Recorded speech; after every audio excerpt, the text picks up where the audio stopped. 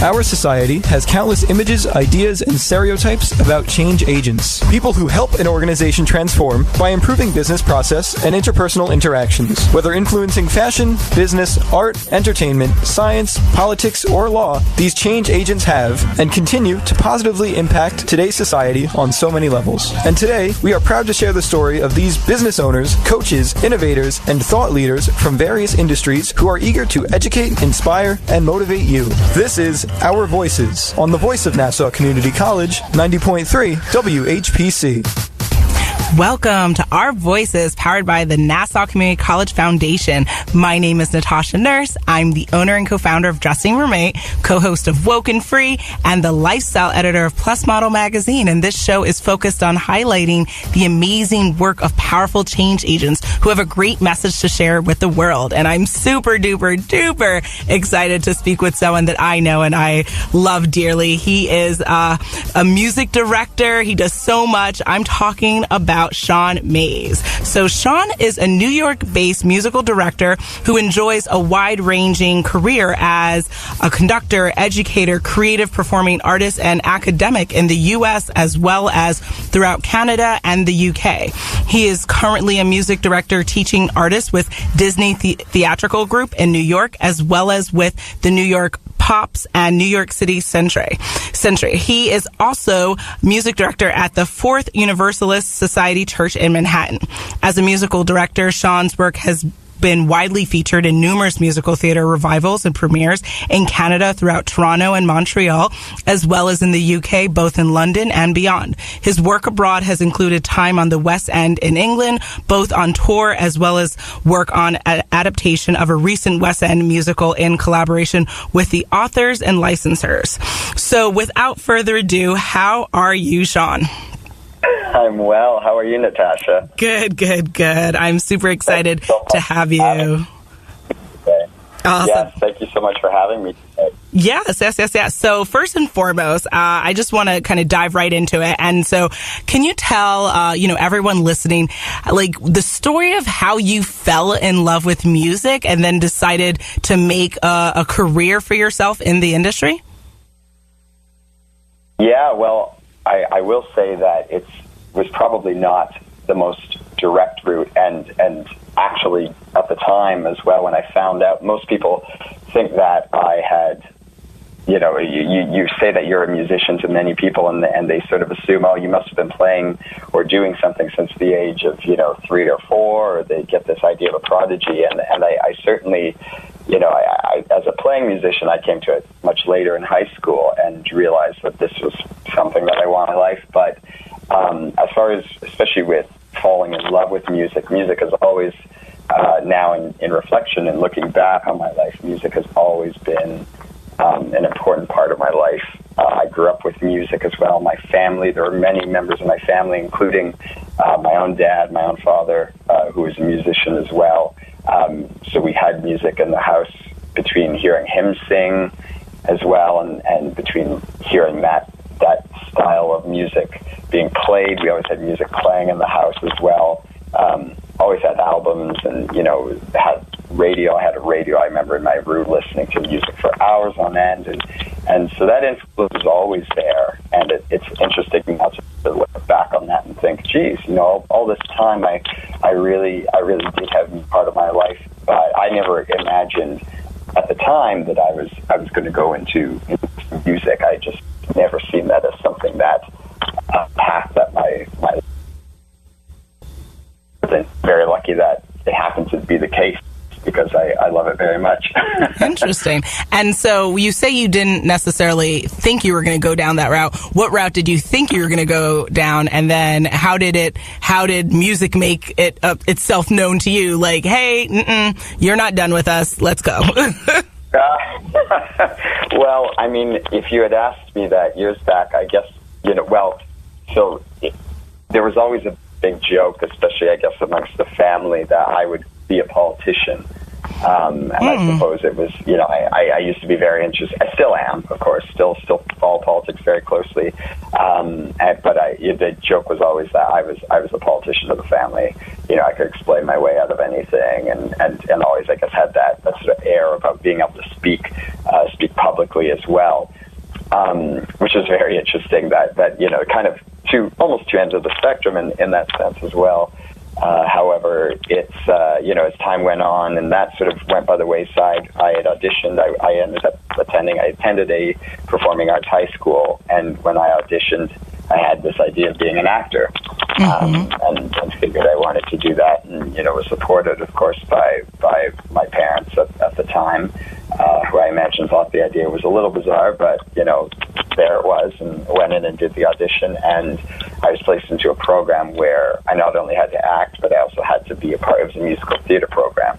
So the expectation was we would be doing, singing as well as a part of that, and doing music, and certainly that was a big surprise, especially when we called the school to confirm that it was a mistake, and they said, nope, actually, indeed, we put you where we think you belong, and the rest sort of took off from there, which ended up being very fortunate for us. So.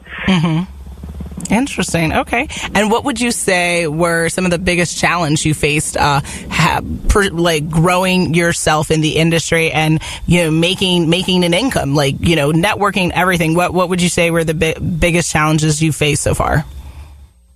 Geez. Well, I mean, it's certainly, and especially I know I speak for all of us artists who go through this, and particularly, I mean, my career has always kind of verged on this balance between education, which I cherish very dearly, and I still do quite a fair amount of working as an artist, but also working as a teacher in that practice. And I suppose that's the idea is that you have, of course, as an artistic teacher, you have to be able to have that sort of balance, right? You're teaching, but you're always finding that in towards, how are you teaching? How are you being an artist? How are you doing creative stuff at the same time? So, certainly that's one thing that is always at the forefront of your work, finding the time for both of those things. And of course, just strictly on the level as an artist, networking, I mean, this is certainly not a business for the faint of heart. It's a beautiful, beautiful industry to be a part of, and it's, I can't think of any better people to have been able to have made a life out of spending time with, because it is just so warming and so loving and so giving. But it is very grueling. You spend many hours a day doing this. You're constantly having to network, having to work with, finding new ways into your craft. And it's not just the artistic side as well. There's definitely that more logistical, how am I going to make money? Enough money to make sure I can live, through time, particularly as a freelance, and in theater as well as on all fronts. I mean, it really is that the business, right? That, as they say, the business side of it. And when one thing closes, you have to be on the lookout for the next thing. Otherwise, you could end up finding yourself without work for quite some time. So it's, again, definitely not for the faint of heart. But if it's a passion that you can explore, it's absolutely beautiful, and the payoff is incredibly immense. So I've been very, very fortunate to feel that people have been open to having me be a part of that, and it's really, truly wonderful. Love it. Love it. You are listening to Our Voices on the voice of Nassau Community College, 90.3 WHPC. My name is Natasha Nurse, and my guest today is music director and organist Sean Mays. So, Sean, you just shared a little bit about the challenges, right, that your community and that you personally have had to overcome. Now, with that, I always like to do the positive and negative. What would you say have been, I guess, some of the most meaningful and important lessons that you've learned as a musician, as an educator, as someone in this space looking to continue to grow and rise? Wow. Yeah, what a question. Well, I mean, certainly, I think especially having the balance, being an artist, being an educator, I think that the biggest thing that I see, and I see it in my work consistently, is how much as a world today, and culturally, how much we still tend to undervalue the need and the emphasis on how necessary arts education truly is, and that goes right across the board. And I mean, I've taught in many different situations and worked with groups of all ages. Again, across between Canada and the U.S. and the U.K. And it is very interesting. It almost seems like this cliche thing, because you talk about the arts and everybody's like, oh, we need the arts in our schools and this and that, and yet funding still gets lost, right? And surely it's incredibly important, of course.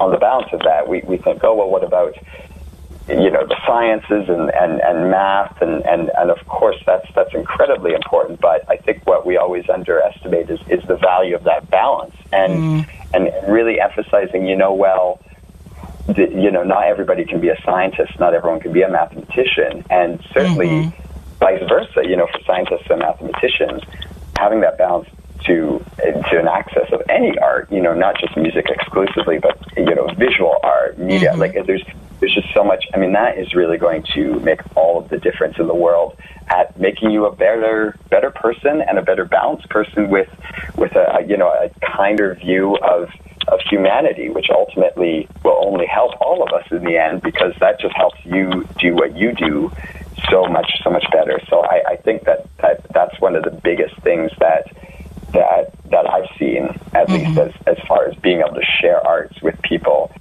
And that's a real thing that we have to, as a society, I mean, it's not just the science and the math that gets left behind, it's the art as well, and the art is probably the rawest form of human expression that we leave behind as well for future generations. And there's something very, very, very, very powerful about that additionally. So I know it's a humbling thing for me as somebody who sits on both sides of that, to be able to express that.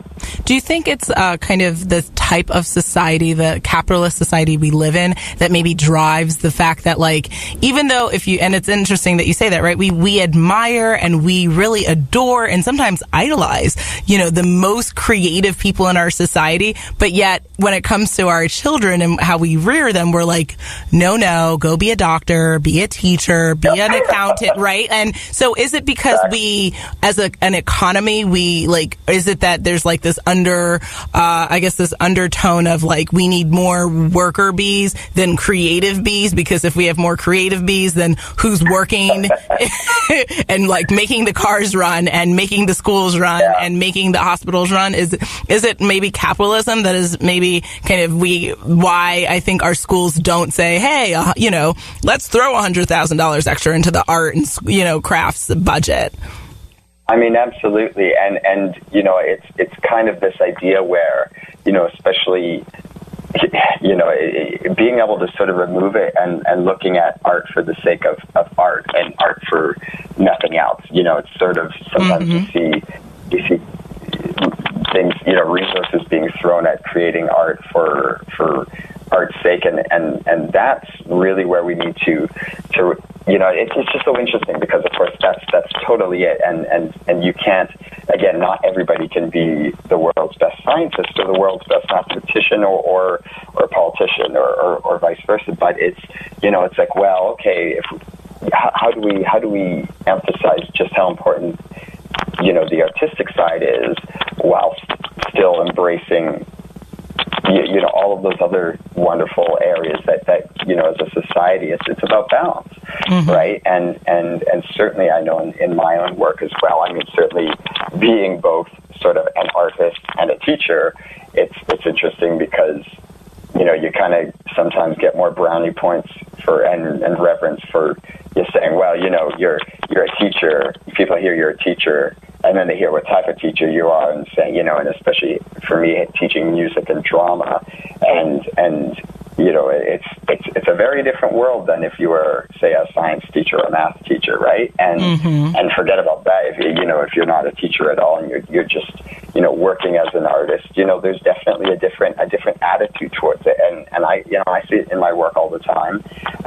When you sort of mention in terms of what you do, and it's an unfortunate, I think it's an unfortunate stigma that we just kind of kind of live in this sort of idea of the pauper artist who has to